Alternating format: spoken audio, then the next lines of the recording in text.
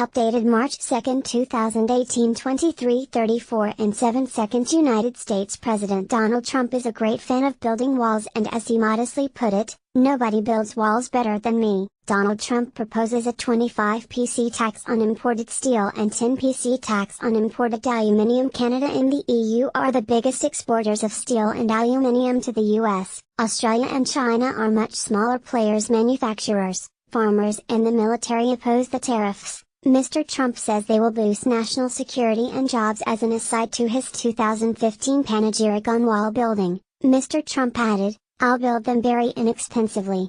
It is hard to see how that works out with his plans for the great big steel and aluminum tariff wall he plans to construct around the world's biggest economy to keep out pesky imports. Even Republicans are unhappy outside the owners of U.S. steel and aluminum mills and their declining workforce. It is hard to find anyone who thinks it is a great idea. The list of those opposing the tax on imports includes Republican free traders, especially representatives of rural constituencies, the U.S. Commerce Department, the U.S. military, and that is just within the Washington Beltway. U.S. Commerce Department plugged the plans for a 25% tariff on steel imports and 10% on aluminum into its modeling and found, just for starters, the idea was bad for national security because it weakens domestic manufacturers who supply, among other things, the U.S. military.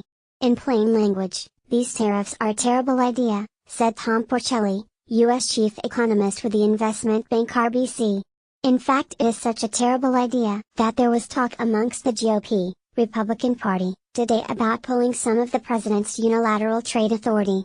As Kansas-based Republican chairman of the House Agriculture Committee Pat Roberts said, "Every time you do this you get retaliation, and agriculture is the #1 target.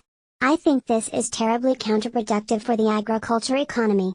Watch out soybean and other croppers who rely on exports to China and the EU for a large part of their livelihoods. Revenge can be served with pulses and grain too." While Mr. Trump said, "We're going to build our steel industry back and our aluminum industry back," it ignores the damage higher prices which are attached to protected products will have on factories buying U.S. steel and aluminum. For a start, the big car makers and their workers won't be happy. Toyota was first off the grid, saying more than 90% of the steel and aluminum used in their U.S.-built cars was sourced in the U.S.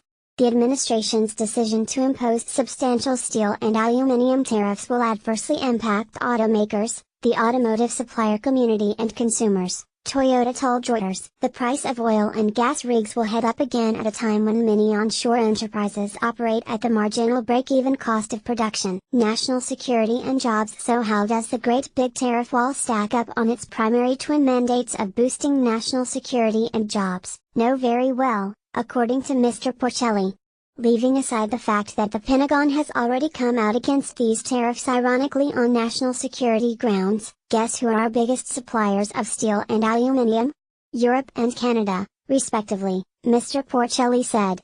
So does the administration actually believe that our two strongest allies represent a national security threat? That is so hard to believe that it borders on absurd. Mr. Porcelli argues the whole idea that this is aimed at punishing China is, well, a red herring, so to speak.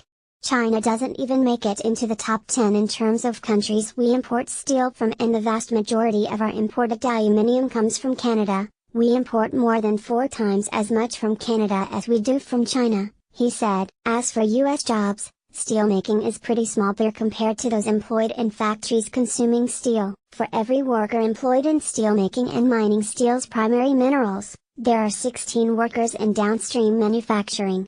The negative impact from these tariffs on those downstream industries from a margin and employment perspective is difficult to predict, but it is rather obvious that the winners/losers ratio seems extremely skewed, Mr. Porcelli said. Australia small fish in tariff net. So where does that leave Australia?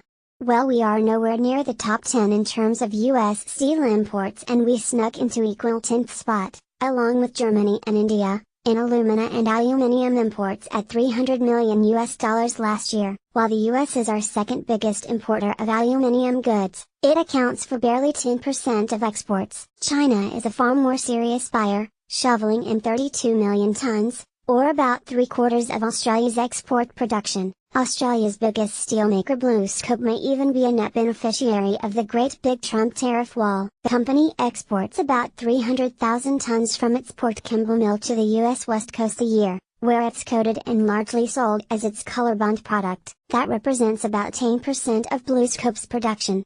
Not insignificant, but not huge. BlueScope has invested about $3 billion into its U.S. steel business and employs about 3,000 U.S. citizens in its endeavors. It is loath to discuss what the tariff means for it until it sees the details, which are expected to be released next week, but it hopes to win exemptions as it processes its imported steel on U.S. soil. Behind the wall, but the big beneficiary for BlueScope may be its now wholly owned North Star Steel Mill at Delta, Ohio, in the heart of the U.S. Rust Belt. It has been a big part of BlueScope's remarkable turnaround, contributing $145 million, or about a third, of the company's pre-tax first-half earnings announced last month. It now produces about 2,000 tons of U.S. steel a year, more than quadrupling output since BlueScope first took a 50% stake in the business in the 90s. As a biggish mill employing U.S. workers and producing U.S. steel, North Star may be a brilliant hedge against any fall in prices caused by several million tons of steel washing around the world,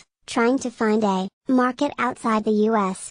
Rio Tinto, wary as one of the biggest aluminium exporters to the U.S. through its expensive, and almost company-destroying pre-GFC acquisition of Alcan, Rio Tinto arguably has the most to lose. The bulk of the old Alcan smelting operations are unfortunately on the wrong side of the tariff wall. In Canada, Rio's management is more than a little concerned, but has yet to see the details of Mr. Trump's plans, and whether they are regarded as friends or foes.